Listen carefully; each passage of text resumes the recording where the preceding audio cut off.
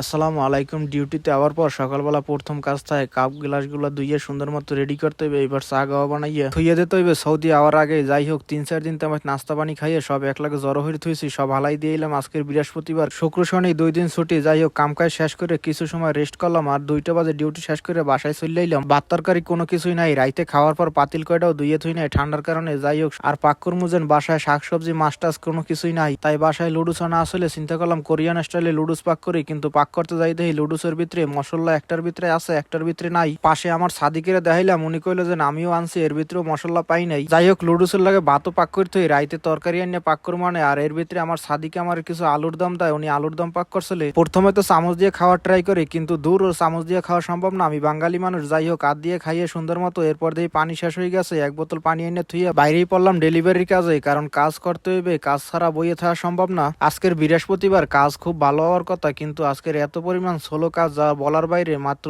5টা order complete করতে পারি, 11টা পর্যন্ত কাজ করিয়া। এরপর চিন্তা ভাবনা করি ডেলিভারি কাজ যখন হয় নাই, তাই বাতা চলে যায় কিছু বাজার সদাই করার লাগিয়া। কিছু ফুলকপি, করলা আর তাজা মাছ দেখে লোভে পানি উঠে গেল, লইলাম কিছু তাজা মাছ। যাই হোক আমার জন্য দোয়া করবেন। আসসালামু আলাইকুম।